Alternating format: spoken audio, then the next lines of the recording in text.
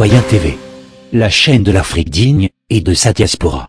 Au sommaire, intervention du président Bandakani au sujet de Bolloré, actualité en RDC, situation d'Areva, et pour finir, France toujours avec l'intervention de Jacques Sapir au sujet des présidentielles. Commençons tout de suite avec le président Bandakani sur Afrique Média TV au sujet de Bolloré. Mais il y a la question aussi de l'acquisition des ports, qui pose la manière d'acquérir les ports pose problème. Et c'est dans le dossier judiciaire, la manière d'acquérir les ports. Et d'ailleurs, il y a un communiqué du groupe Bolloré tout à l'heure qui ils ont fait un communiqué pour bon, ils prennent des gens pour les idiots, pour dire que non, ils n'ont pas acquis le port de Conakry en finançant la campagne. Il y a un communiqué qui est sorti. Oui, voilà, ça veut dire qu'il y a problème. Vous savez, quand un groupe fait un communiqué comme ça, on sait ce que ça veut dire. Tout à fait. Donc, il y a ça. Il a évoqué le caractère sensible des ports. Moi, je comprends ça. C'est très important. Le port est l'endroit où vous avez le cash flow en matière économique. Vous avez l'argent frais au niveau du port. Deux, en termes de façade, d'interface maritime avec l'extérieur, le port est un endroit sensible en matière de sécurité. On peut utiliser le port pour déstabiliser un pays. Il fait entrer les armes, les camoufler et les acheminer à l'intérieur du pays. D'ailleurs, ce groupe Bolloré a été fortement suspecté d'être impliqué dans l'affaire Boko Haram. J'ai dit fortement suspecté parce que je ne veux pas... c'est des précautions vraiment qu'on prend, mais j'ai dit fortement soupçonné. Donc, on ne peut pas jouer avec le port. On peut pas jouer avec le port. D'ailleurs, comment est-ce qu'on peut se priver de l'expertise nationale dans le même portuel en confiant le port à quelqu'un qui ne transfère aucune technologie, en dehors du bruit qu'il fait, il ne transfère aucune technologie, mais il passe le temps, il fait de l'exploitation primaire et il fait que piller les ports et envoyer l'argent chez lui. Donc, il y a un problème. Il faut qu'on laisse nos nationaux acquérir au fur et à mesure l'expertise portuaire. Ils ne vont pas l'acquérir si on ne laisse pas aller toucher ça, c'est-à-dire affronter réellement les questions logistiques. Je partage totalement l'interpellation qu'il fait à la société civile africaine jouissive. Ils sont tenus. Elle est tenue, cette société civile. On va le montrer ça ici. On va couper les contrats, les gens n'auront plus d'argent, ils n'auront plus de financement. C'est pour ça que cette société civile aujourd'hui balbutie. Donc, il faut qu'une société civile sérieuse, qui est engagée, se lève. Je termine par le parcours d'Alpha Condé. Vous voyez, il y a souvent... voilà là où on peut nous amener cette affaire d'alternance dans le cadre néocolonial. Voilà encore un autre exemple. Voilà un monsieur qui, pendant 30 ans, s'est présenté comme l'opposant historique. D'abord à Sékou Touré et ensuite à Lansana Conté et consorts. Mais dites-moi, mais il n'est pas pire que Lansana Conté, ce monsieur? Mais Lansana Conté n'est pas arrivé à ce genre de situation. C'est vrai, il était ubuesque, qui faisait des choses, tous ces consorts. Mais voilà quelqu'un qui dit qu'il est... Non, j'incarne la modernité, j'ai fait des grandes études, vraiment, moi, ça serait comme ça. 30 ans d'opposition pour arriver à ce genre de choses. Vendre son pays comme ça. Livrer son pays comme ça à quelqu'un qui n'a pour projet pour l'Afrique que de nous maintenir dans l'esclavage et s'appeler Alpha Condé, il a beau être président. C'est une honte. C'était service pour service. C'est une honte, Alain Michel Yedna. C'est pour ça qu'il y a un problème avec certains opposants en Afrique. Il y a un problème. Il y a un problème. Quand on voit ce genre de choses, vraiment, il faut que nous passions à l'autre sujet. Merci beaucoup, Président. Tout de suite, les titres de l'actualité en RDC. Au sommaire de ce journal, l'affaire des mercenaires étrangers dont l'ex-Katanga est un complot contre la République et l'agenda de ses auteurs vient d'être mis au grand jour. C'est l'essentiel d'une communication du ministre des Médias et Communications du gouvernement central. Ouverture ce jeudi à l'hôtel du gouvernement du séminaire interministériel de communication institutionnelle sur la vision politique et stratégie de la réforme et modernisation de l'administration publique. C'est le Premier ministre Matata Ponyo qui a ouvert ce séminaire de 2 jours. Écho des partis politiques, Charles Mondo Simba est exclu et destitué de la présidence de l'Union nationale des démocrates fédéralistes. La décision a été prise ce jeudi par les députés membres de ce parti, le collège des fondateurs et les représentants de l'UNADEF dans les différentes provinces. Tout de suite, situation d'Areva. Il y a pu avoir des falsifications, c'est l'aveu du directeur général d'Areva, Philippe Knock. En effet, des documents quant à la fabrication de cuves en acier auraient été maquillés. Ce n'est qu'un scandale de plus sur le point d'exploser chez Areva. Un scandale qui va coûter cher, très cher aux contribuables français. Natacha Königsberg. 5 milliards d'euros. Voici le coût pour le contribuable français du sauvetage d'Areva. L'État a en effet accepté de réinvestir dans l'entreprise dont il est actionnaire car elle perd de l'argent depuis 5 ans, encore 2 milliards d'euros l'an dernier. Mais attendez-vous à apprendre que ce montant ne suffira pas à empêcher Areva de sombrer lentement, car le nombre de casseroles, ou plutôt de cocottes minutes sur le point d'exploser chez le leader mondial du nucléaire, croît de manière exponentielle. Il y a d'abord l'EPR, un réacteur de nouvelle génération en cours de construction à Flamanville dans la Manche. La facture du chantier, initialement de 3,3 milliards d'euros, a littéralement explosé pour dépasser 10 milliards. C'est justement sur les cuves destinées à ce réacteur que des défauts de fabrication ont été trouvés. Des défauts qui auraient été masqués par des falsifications des rapports d'expertise. C'est ce qu'envisage le directeur général d'Areva dans une interview au quotidien Les Échos. Si l'enquête diligentée par l'autorité de sûreté nucléaire confirme les faits, la construction de la centrale de Flamanville pourrait être suspendue. On ose imaginer un abandon total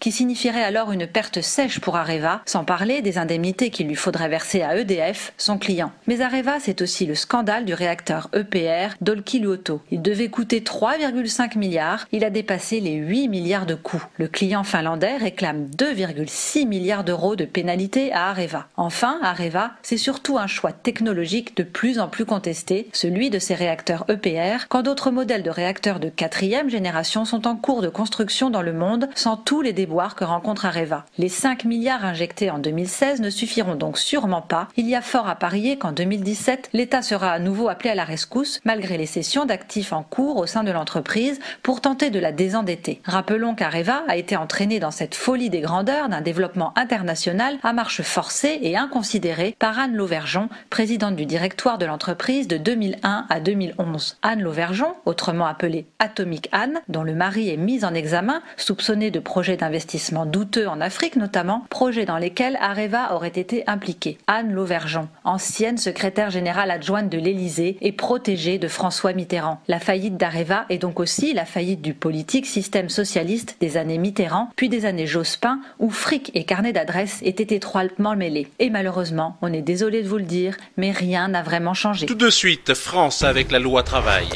Madame, Monsieur, bonsoir. La loi El Khomri à l'épreuve de l'Assemblée. L'examen du texte du ministre du Travail a commencé ce mardi au Palais Bourbon. Après la protestation de la rue, les députés républicains, communistes et les frondeurs socialistes s'opposent à la nouvelle version du projet de loi. Manuel Valls n'exclut pas de passer en force en recourant à l'article 49.3 de la Constitution. Pierre Bergeron. Toujours pas de majorité assurée pour la loi travail. Entre 40 et 80 députés manquent à l'appel. C'est le constat que dresse le rapporteur PS de la loi, Christophe Sirugue, et le député du Cher, Yann Galu. Côté syndicat, le MEDEF s'estime très inquiet, assurant que la loi ne créera pas d'emplois. Pour leur part, les centrales FO et CGT réclament toujours le retrait pur et simple. L'opposition des organisations patronales et salariales, à l'unisson avec le mouvement Nuit debout, amène le premier secrétaire du PS, Jean-Christophe Cambadélis, à penser que le texte est équilibré. Si les anciens ministres François Lamy et Marie-Lise Lebranchu estiment qu'il est encore temps de corriger le tir, Manuel Valls a d'ores et déjà prévenu qu'il n'y aurait pas de nouvelles modifications. Les mesures concernant le licenciement économique, la surtaxation des CDD ou encore la primauté donnée aux accords d'entreprise suscitent encore la discorde parmi les élus socialistes. De leur côté, les députés Les Républicains estiment que la loi revue et corrigée a perdu tout son intérêt. En témoigne le dépôt de près de 5000 amendements qu'il faudra traiter avant le 17 mai, date du vote, un vrai marathon législatif. Face à la fronde généralisée à tous les partis, le gouvernement n'exclut pas de passer une nouvelle fois en force comme il l'avait fait en juillet dernier pour la loi Macron. En 2006, François Hollande, alors président du groupe PS à l'Assemblée, avait lui-même qualifié le recours au 49.3 de déni de démocratie, un accouchement au forceps qui, dans le climat actuel de violence, ne manquerait pas de provoquer un soulèvement populaire. Et pour finir, France toujours, intervention de Jacques Sapir au sujet de la présidentielle. C'est vrai que l'on a longtemps dit que le Front National était d'une certaine manière une garantie d'élection, soit pour le Parti Socialiste, soit pour les Républicains. Est-ce que cela le restera ? Et je pense qu'il faut réellement poser la question, parce que l'on voit bien aujourd'hui, admettons par exemple que le deuxième tour voit s'opposer M. Alain Juppé et Mme Marine Le Pen. Est-il raisonnable de penser qu'une partie de l'électorat de gauche va voter pour M. Alain Juppé ? Ce n'est pas du tout sûr. Et si, par exemple, l'élection se faisait entre Marine Le Pen et M. François Hollande. Est-ce qu'il est crédible de penser qu'une partie des électeurs républicains voterait pour M. François Hollande, qui est une personnalité politique qui est littéralement détestée aujourd'hui en France? Ce n'est pas non plus très crédible. Oui, c'est une personnalité la plus détestée peut-être sur le paysage politique français, mais pendant les régionales, les partis de droite, de gauche se sont mis d'accord pour faire barrage au Front National. Donc ce qui va éventuellement se passer au présidentiel? Alors c'est quelque chose qui était très vrai au niveau des élections régionales, où il faut savoir qu'au niveau des élections régionales, les électeurs votent aussi pour des responsables locaux.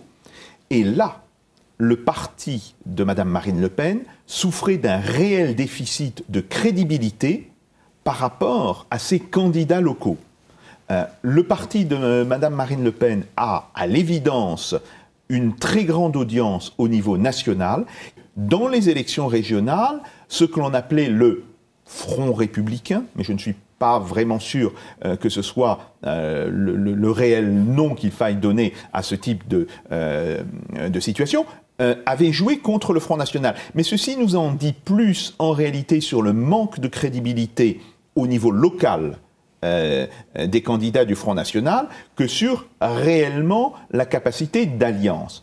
Alors, au niveau d'une élection présidentielle, les choses sont tout à fait différentes. Les choses sont tout à fait différentes. On va, à ce moment-là, si vous voulez, dans une élection présidentielle, on choisit la personne qui sera la présidente, et puis surtout, on élimine les candidats dont on veut le moins. Or, aujourd'hui, il est très clair que pour une partie de la droite, et une partie de la gauche aussi, M. François Hollande est un candidat à éliminer, et on peut se demander si un candidat de droite, si c'était par exemple M. Alain Juppé, ne serait pas victime aussi du même mécanisme, c'est-à-dire que, évidemment, il ne sera pas aimé par la gauche, mais il ne sera pas aimé aussi dans son propre camp. Donc, cela laisse les configurations beaucoup plus ouvertes qu'on ne le pense. Donc, vous pensez réellement que Marine Le Pen a des chances à gagner la présidentielle face à un candidat, enfin, disons, le plus détesté par la majorité de la population? Je dis simplement qu'aujourd'hui, on ne peut pas exclure une victoire de Mme Marine Le Pen. Ce n'est toujours pas l'hypothèse la plus probable, c'est très clair. Il est toujours plus probable que l'on voit, par exemple, M. Alain Juppé qui soit élu. Mais, d'une part, il est très clair que si c'est un duel entre M. Alain Juppé et Mme Marine Le Pen, M. Alain Juppé sera élu avec 53 ou 55% des voix, pas plus.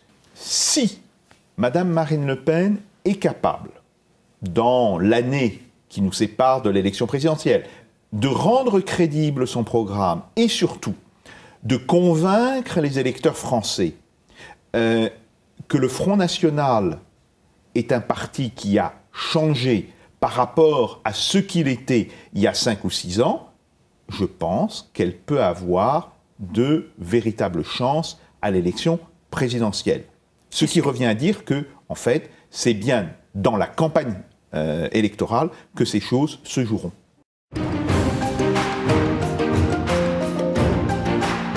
Citoyen TV, la chaîne de l'Afrique digne et de sa diaspora.